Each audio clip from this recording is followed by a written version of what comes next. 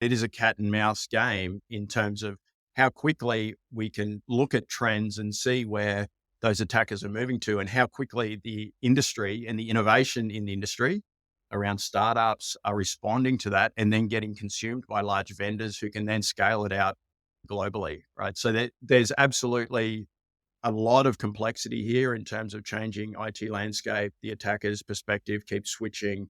We have compliance demands coming through. But over time, I'm seeing those converge a lot faster because of the focus on cybersecurity that wouldn't have happened in, at least 5 years ago. This is KBcast. Are they completely As a cybersecure? primary target for ransomware campaigns, Is that's used to security and point out testing and performance and scalability. risk and We compliance. can actually automate those. Take that data and use it.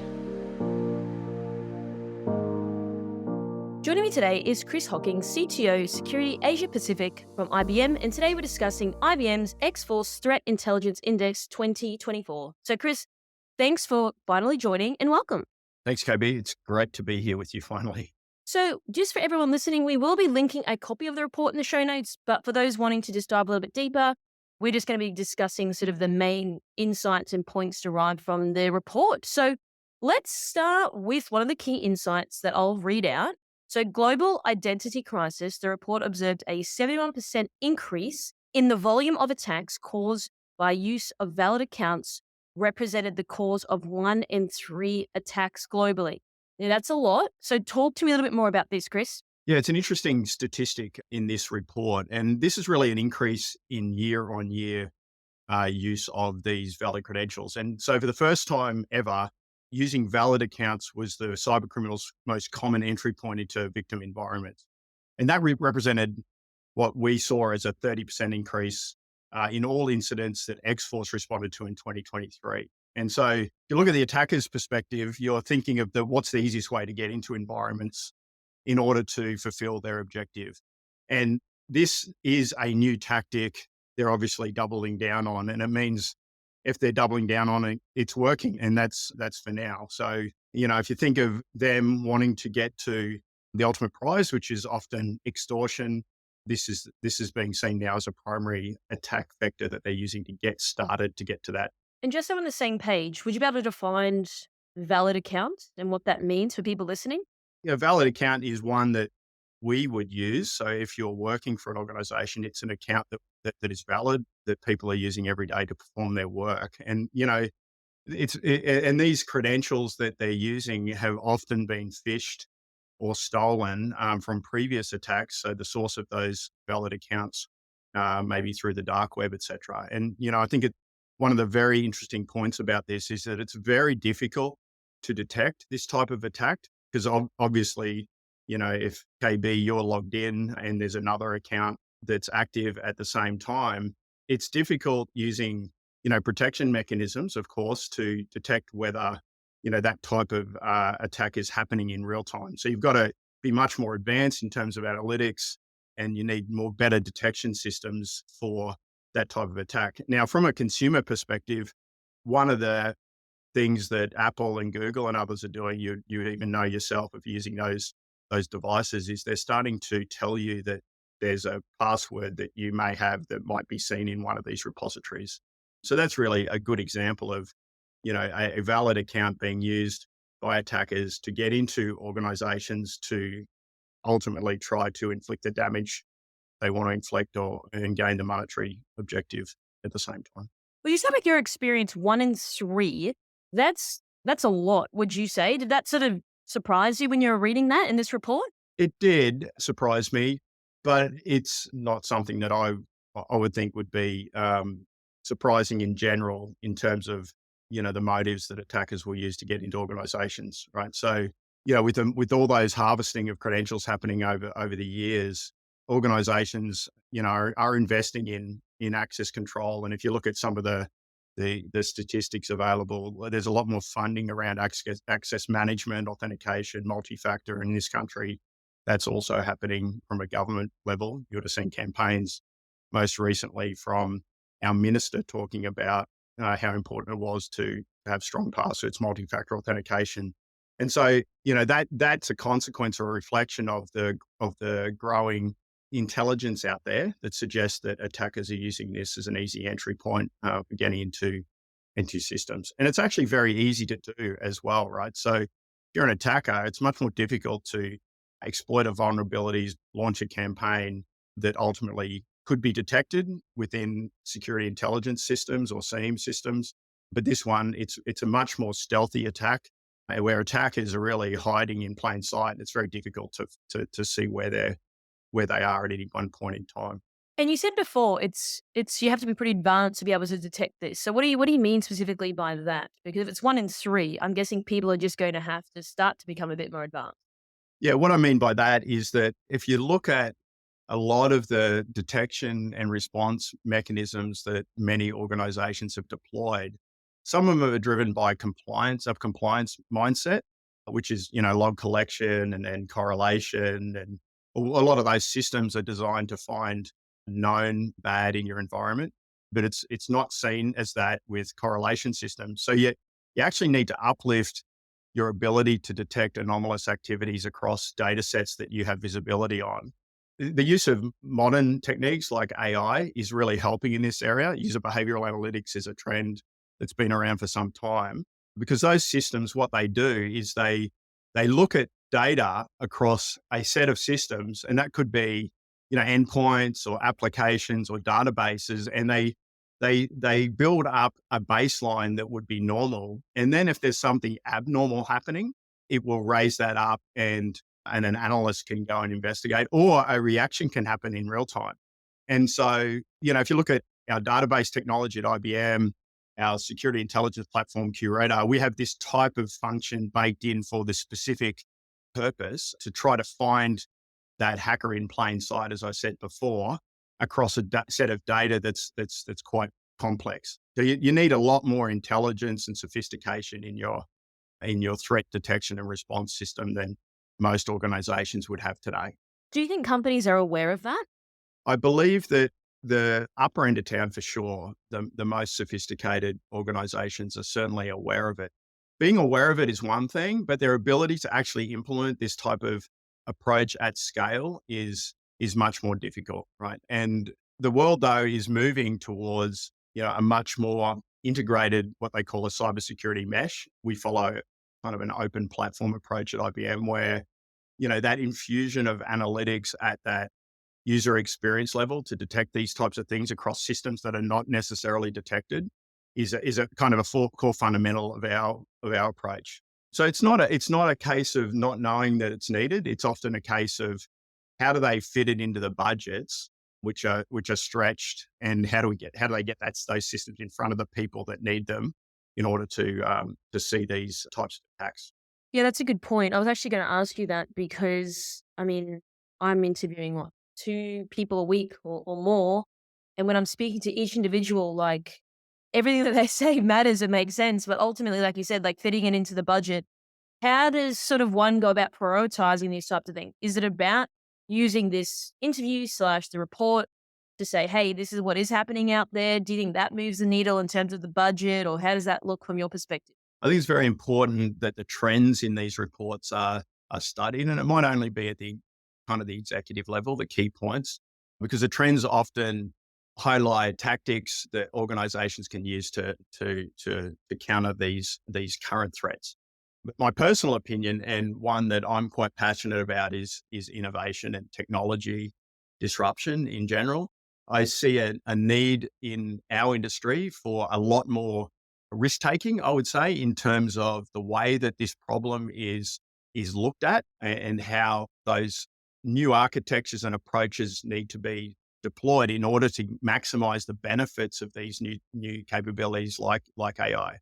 And so my general impression is that without a constant and continuous innovation program across your threat detection systems, your data security systems, identity, then you're going to be left with a largely legacy and monolithic approach to solving this problem. So, and that needs new skills, diverse workforce, and the embracing of some of that through what would be traditionally something that was dominated by a few people that know everything about your environment, right? So I think it's quite a sophisticated need that, we can't just sit and kind of use that phrase, oh, she'll be right, we'll get to it. We actually need to have a continuous disruption and innovation program as part of our cyber initiatives. And from a budget perspective, we see that every day with every customer struggling to keep up with the costs because some of those monolithic practices are simply swallowing up way more budget than they really should. And the outcomes of these programs are not well measured and quantified in terms of the business benefit. You said before we're going to take more risks, which makes sense.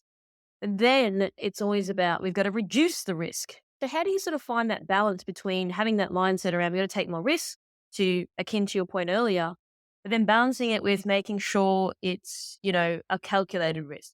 Yeah, it's a good point. It's very easy for CISOs and technology leaders to look adjacent at their competitors or peers in other organizations and say, well, this is how they do it and we should do it that way.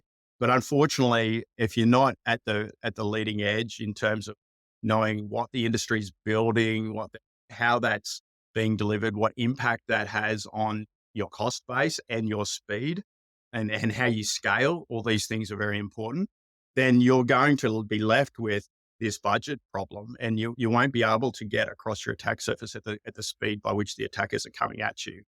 Right. So when I talk about risk, it's not cyber risk. It's that we need to innovate and disrupt our traditional or legacy thought process around how this problem needs to be resolved. Because, in the days gone by, some of it is compliance driven. And today, though, the attacker has the advantage and, the attacker perspective is a lot stronger as our IT infrastructure has expanded beyond, on a premise environment, right? So complexity is high, attackers have an advantage.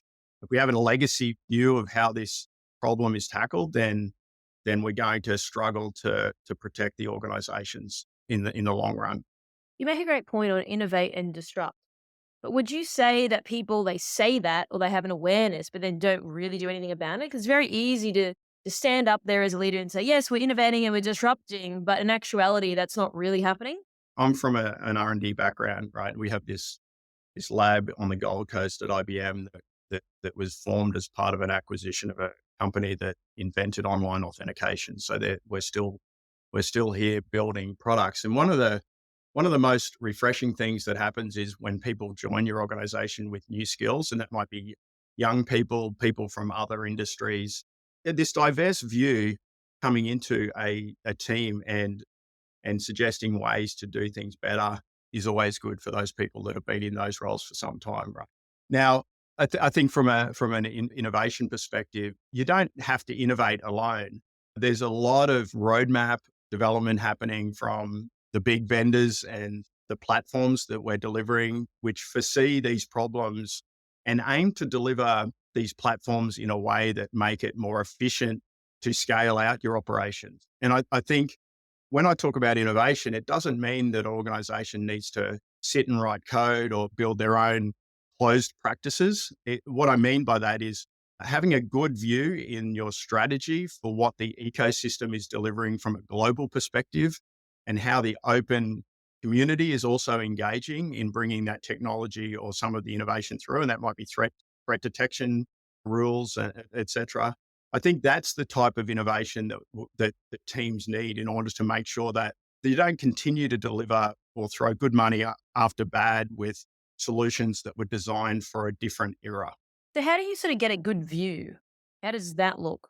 There's a couple of different ways, of course, working directly with your vendors or your partners, and that could be a consulting practice as well, and making sure that you're speaking with the thought leaders in terms of who's setting the global agenda, how and why they're doing it. Why is as important as how, because when sales teams come and talk to you about, current features or products, these have been years in the making and they've been designed and developed for a reason, for a problem that's known and from a global perspective. And making sure you understand the why as much as the how can help you bring through some of those core fundamental architectural principles. So that would be number one. I mean, Number two is that you just continue to ask the question as to, are we following kind of the best practices? Is this sustainable? Will this scale? Longevity is a good indicator as well. How long will this system be relevant for? Is it still relevant today? All of those things are important. I think the third one is then what's the open community doing? There's a lot of open standards. IBM contributes to a lot of open standards, things like the Open Cybersecurity Alliance, Oasis. I mean, the strong authentication area with FIDO is a very good one. So open standards is a very important piece of the puzzle because open technology standards help deliver things like interoperability. And with interoperability, you get better speed and scale outcomes in threat detection and response systems. So there's a few. I mean, your trusted vendors, number one. Number two, keep asking the question as to how relevant and is the cost reflected in the benefits. And the third one is what's the open community doing and how do you infuse some of their practices into your business processes? And how would you determine who is a thought leader in the space? Well, sometimes it's the open community and what vendors are contributing to some of those open community practices. So that would be a good place to. I mean, these three things will connect together. I think from a vendor perspective, the market leaders obviously have thought leaders, and so engaging with them and the right people in those organizations is important. And of course, those advisory firms who I mean, all of them need to be tested. Having meetings and discussions and being open to that and listening for those types of cues can be done simply by accepting meetings from people that you think or you follow who share points of view, whether it be LinkedIn or wherever else, that fit your approach to addressing some of these areas. So you said before, Chris, about people having a bit of a legacy view. Would you say that's pretty prominent still around this legacy view? I think it's common. I think it's human nature to continue to follow a particular path that's comfortable for you and has been in the past, right? So I think it's a human nature thing, and I think it's also difficult for people to take on new approaches and experiment in short iterations without feeling like it's going to be a major program. So I think it's that openness to experiment, to design new ways of working, and to apply that to your existing approach, which starts to build some momentum. So yeah, I think it's human nature that people gravitate towards those things that they think are comfortable. So I want to switch gears now and go back on the report side of things. So one of the insights that I was reading is that ransomware groups pivot to a leaner business model. So what does sort of a leaner business model look like nowadays? So, I guess we talked a little bit about and the trend down on ransomware that we saw in the report. Organizations have become a lot more adept to detecting these systems with new innovation, of course, coming through tools and technologies. There's lots of EDR being deployed, machine learning to detect when ransomware begins. Organizations have also become much more adept at detection and response and rebuilding their infrastructure. So lots of organizations are opting against paying because they have a way to get back to BAU, right? So this loss of revenue kind of points to the fact that attackers are looking and pivoting at new ways of doing business, because that's effectively what these people are in this for. And last year, for example, you look at the statistics in our X-Force report, things like backdoors were being sold, access brokers were selling backdoors and were seen as a lucrative business. But now they're moving towards a business model where stealing information, credentials, harvesting them, making them available and selling them is a way to counter the loss of revenue in the ransomware space, right? So it's really just about propping up their business model with a new way of doing business. And I'm assuming that their new way of doing business is forever going to evolve, right? Because they're criminals, of course, they're always going to be evolving how they're doing things, making it easier, cheaper, faster, etc. So how do you think companies sort of handle that? Because we're always trying to have that one step ahead, which is difficult.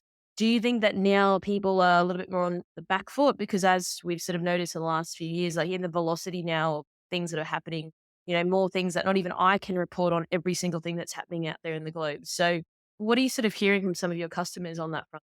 Yeah, it's exactly what you said. I mean, yeah, the attackers will move to the path of least resistance for them in order to get to the money, right? So, but industry's responding at a pace that I haven't kind of witnessed in my career because of the ability to innovate so quickly. Like if you look at, for example, attack surface management was something a couple of years ago or a few years ago was new, but most organizations, at least in the top medium to top end of town, would be performing scans or should be as to what's exposed on the internet from the attacker's perspective and prioritizing the resolution of those problems as a priority because that's what the attacker will go after first, right? So the industry is moving a lot quicker, and also businesses are starting to consume this technology more quickly as well. So I wouldn't say that it's a hopeless situation, but it is a cat and mouse game in terms of how quickly we can look at trends and see where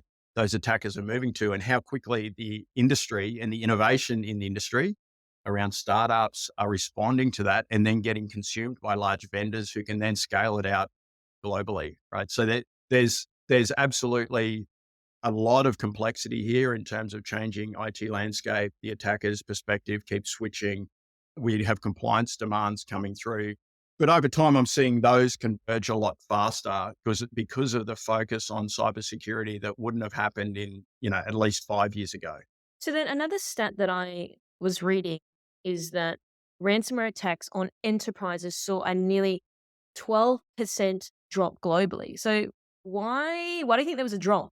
So ransomware is not going away. I mean, that's what we observed in our X-Force responses, and that's our incident response team going out and resolving it or helping organizations recover from those situations.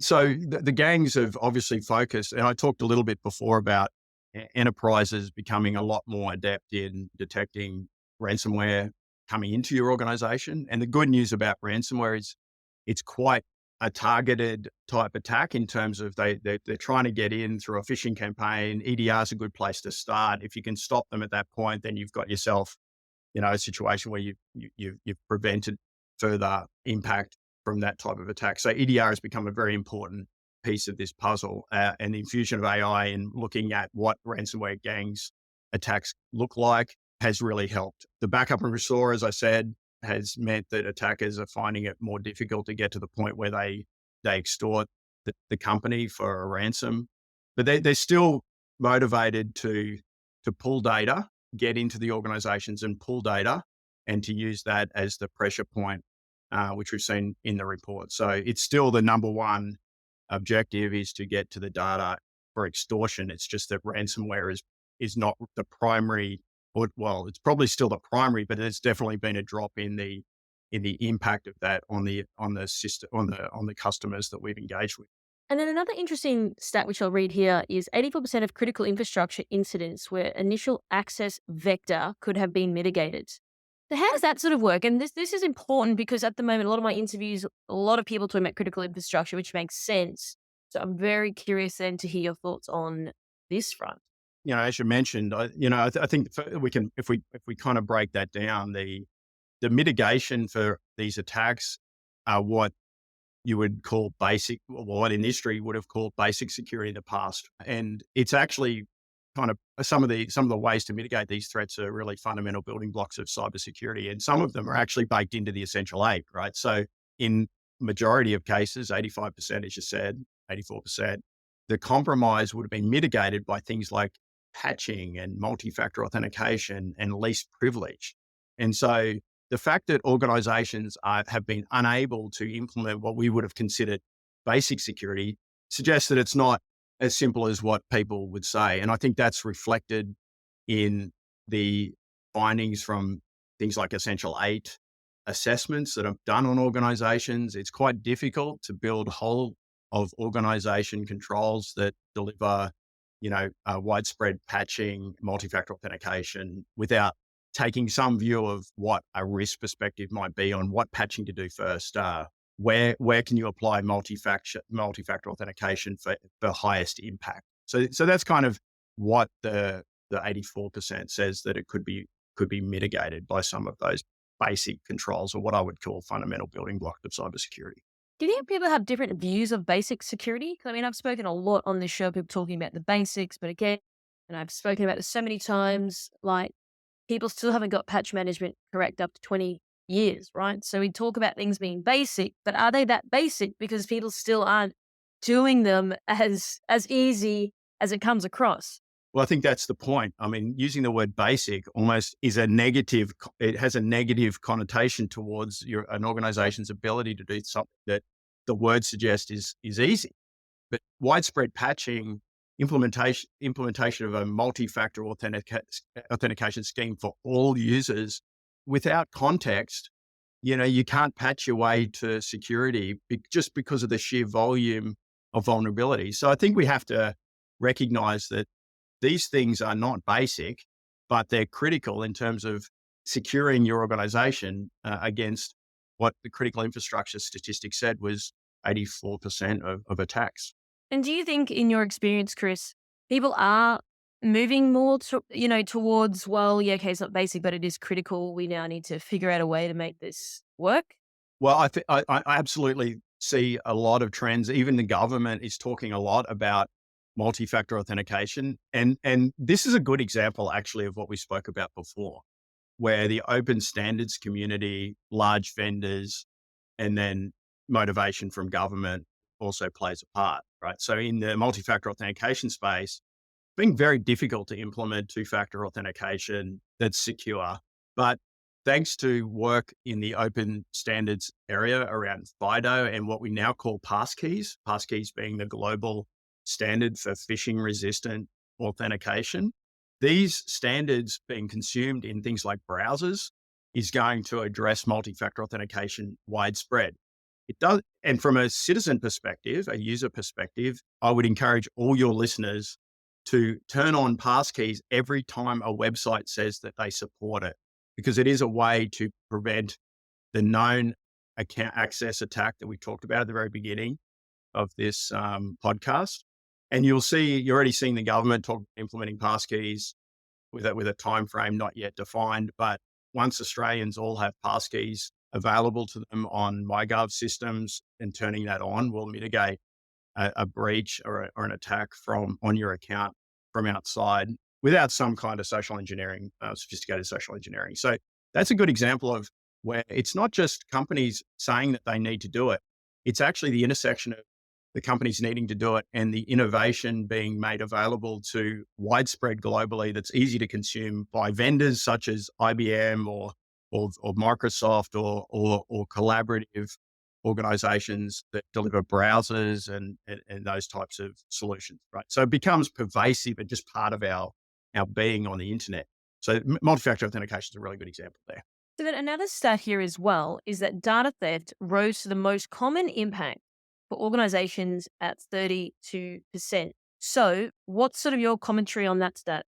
Yeah, so data theft is still, so as I said before, getting to the data is still an objective of the attackers. It's just that ransomware is reducing. Data theft continues to be the objective. And so you need to look at this through an industry lens and attackers just apply the pressure point more that a particular industry might be more susceptible to. A ransomware attack might be really effective in a hospital or a medical scenario. Data theft might be and extortion might be a better way of causing pain in a breach scenario, right? Where there's lots of PII data that can be monetized.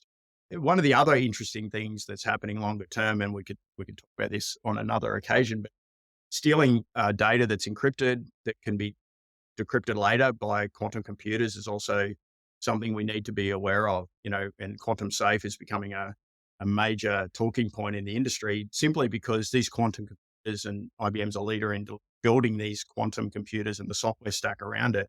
They're suggesting that, by 2031, there's going to be 50% chance that these computers will be able to decrypt data. So if attackers are stealing data and storing data, it's also a big problem that you'll face in the future where the decryption of that data will reveal information that you wouldn't want in the hands of unauthorized parties. Just going back to the top industries, you mentioned healthcare, which I understand. What would be the maybe two other industries that probably are a bit more susceptible to these types of attacks, would you say? manufacturing and is always very high, and financials obviously is always high as well. I mean, they've got two different lenses to place upon them. If you think about their business model, manufacturing often are building and delivering things for a widespread audience. So like attacking a supply chain and causing an impact on the supply chain has an enormous amount of downstream impact. And so attackers after manufacturing can disturb that supply chain. So they're susceptible to the pressure point of things like ransomware attacks, right?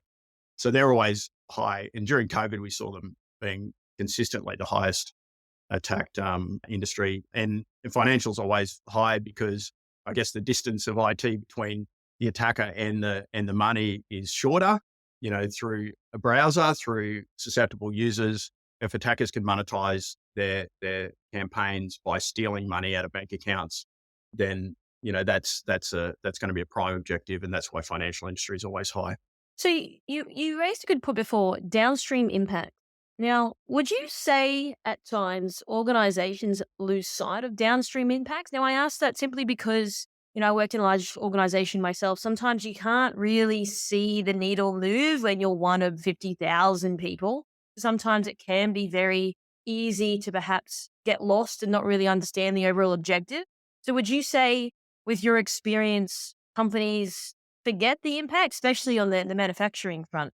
I think it depends on where they sit in the supply chain. Obviously, if you're building parts for a car that need to be delivered and there's a continuous automotive supply chain there that you need to fulfill, then you're acutely aware of your lack of ability to deliver those parts on time, right? So that would be that's probably obvious for those organizations.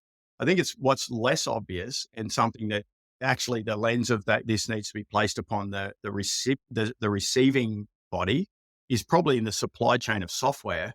And software could be open source software, it could be third-party software you procure that form a part of your supply chain. It could be AI models that you deliver on the internet that others can consume. I think it's the risk of that today often falls upon the organization that consumes that content.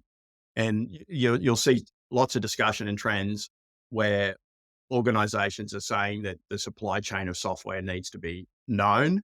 So that's always visibility is always the first step, is knowing where information may be coming from, who's building it, how is it supported, what's included in terms of open source. So having, things like software bill of materials is very important. And then connecting all of that together so that if there is an incident in the supply chain, you have a way to detect and respond and recover from situations like that. So I think from a physical perspective, as a supply chain participant, it's probably obvious. What's less obvious and obvious, and actually where the accountability breaks down, is that if you're pulling data or software from a third party, where does that all lie? Then another point here as well is that, again, manufacturing, those were within the top, industry was in the top 10 attacked industries at 25.7%. Do you have any of the other sort of 9 attacked industries, maybe top 5? It's I don't have them off the top of my head, but it is in the report. We actually have a Asia Pacific view of that. So what I can do is we can share that, and your listeners can access those reports, because there is a difference in industry focus from a geography perspective. And a good example of that would be during COVID, Asia Pacific was not only the number one targeted geography, and that's a whole different discussion around financial supply chain, but also critical manufacturing processes. But the manufacturing was also number one in Asia Pacific. So there's the lens of opportunity placed upon time for an attacker will dictate which industries are high and which geographies are also high from a priority perspective. So, Chris, do you have any sort of closing comments or final thoughts you'd like to leave our audience with today? I think it's very important that someone in the teams of those listening don't just look at the IBM report. Verizon, the government produces lots of reports, and the knowledge you build up and the awareness you build up is really important in decision making. So number one. I think number two, a continuous improvement process around disrupting what I would consider slow, monolithic, and high cost approaches to addressing the bigger problems, things like detection of sophisticated attacks is important. I think the third one is the things we'd call basic are not actually, and recognizing that they're not actually basic, but are so important. And so aligning some of your funding around how best to do a risk-based approach to things like multi-factor authentication patching is a continuum that will live on forever. So those are probably the three things that I'd leave the audience with today.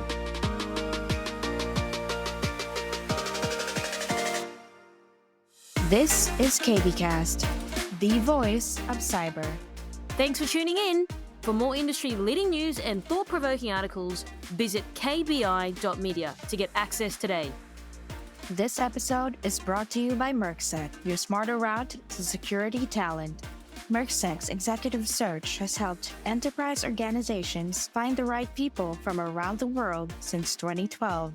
Their on-demand talent acquisition team helps startups and mid-sized businesses scale faster and more efficiently. Find out more at mercsec.com today.